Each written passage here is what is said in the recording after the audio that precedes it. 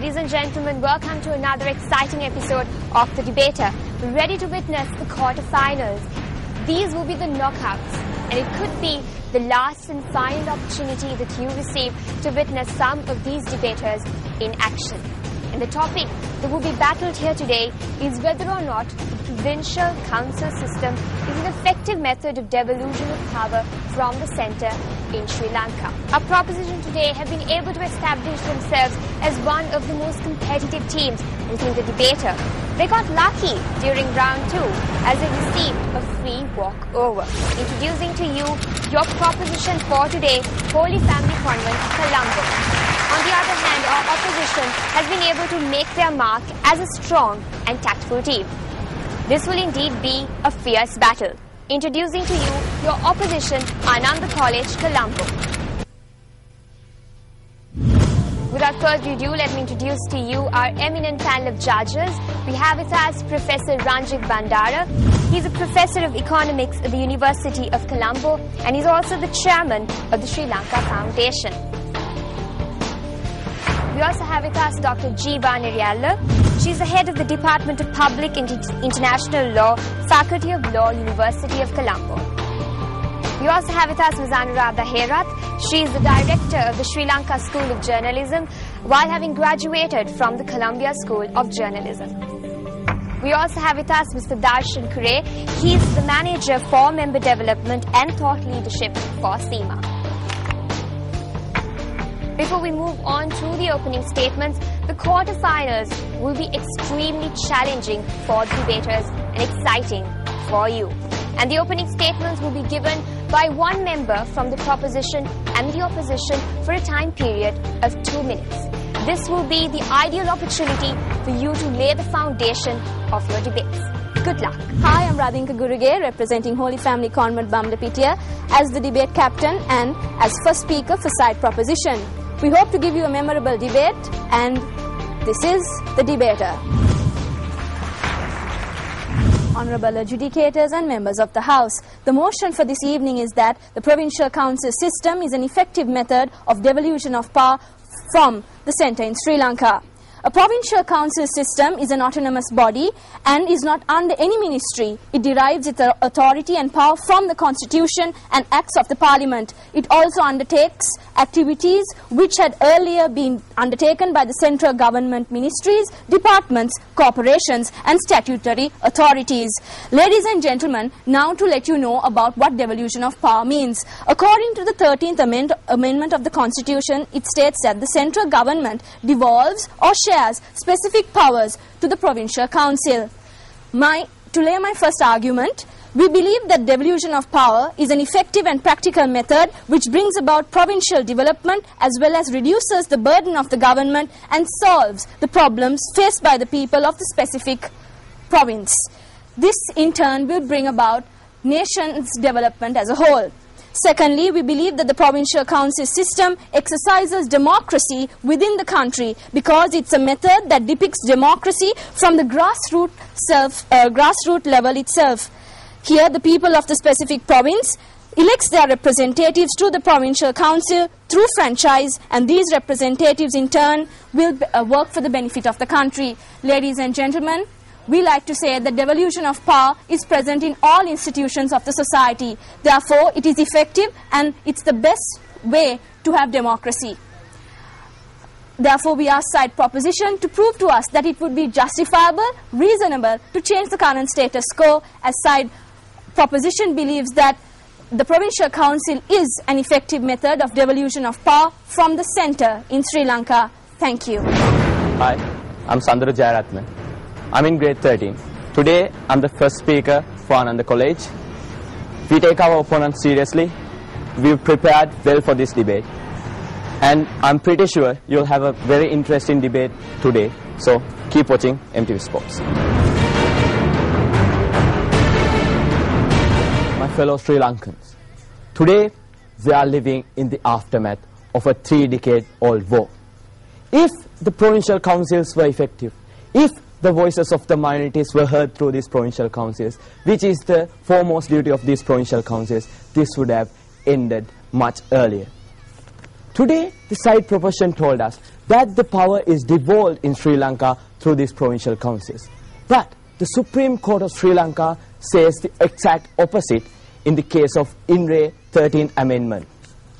According to the decision given, the 13th Amendment does not devolve power in Sri Lanka.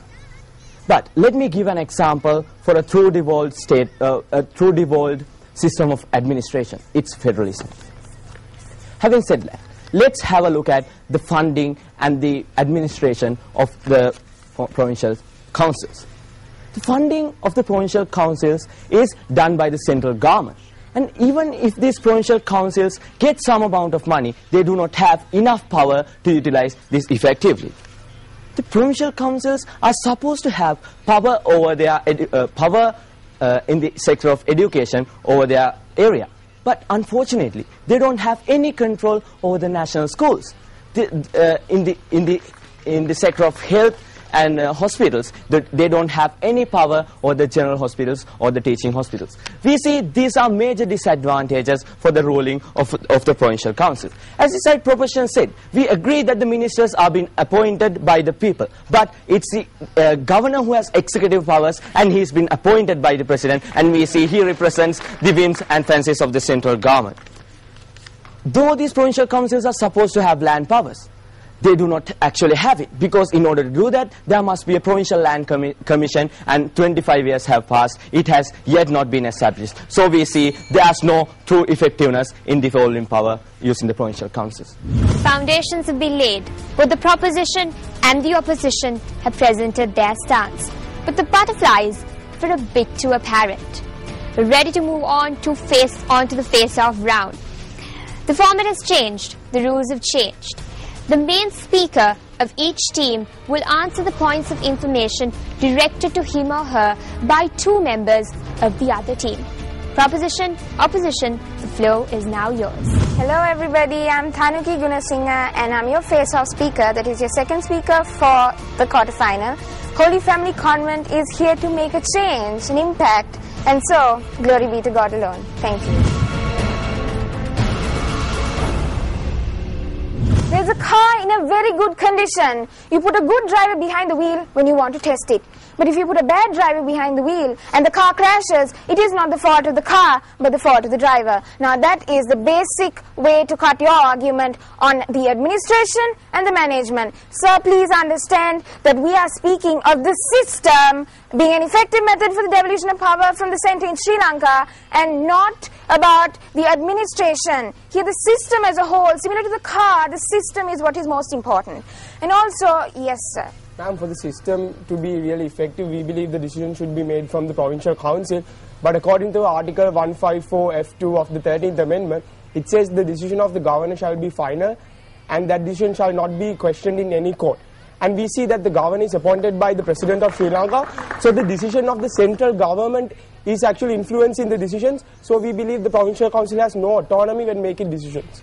Sir, the side proposition would like to question as to what is wrong with central intervention. Because let us say, simply, let us give an example. Is it a question? An example of, let's say, your mother. Your mother has the right to give you the freedom and the liberty. But if at any point your mother feels that that right should be taken away from you, she has the right to do so. This is central intervention, can be similar to that of the government. And thereby also your question, sir. Ma'am, if the central government intervenes in everything the provincial councils do, where is devolution there?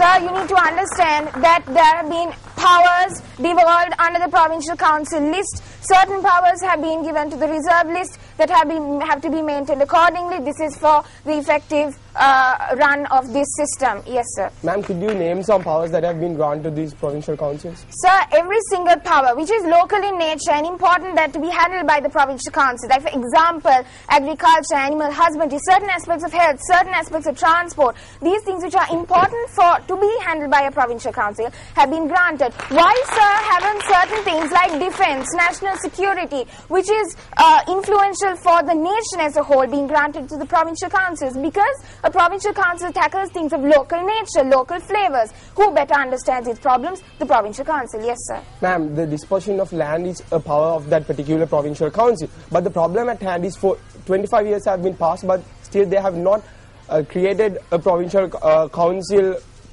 land commission, and we believe for decision to taken about the land, they have to go through the land commission. So is that real devolution? Sir, isn't that again a problem with the management? We are speaking about the system. We harped on the fact that the system is an effective method for the devolution of power, and in that case it is not in our mandate to give you all solutions, but there can be solutions given for the management to come into place. Your question, sir. Ma'am, the system itself self-contradicts the system again, because it gives power with one hand and then again takes it back with the other hand.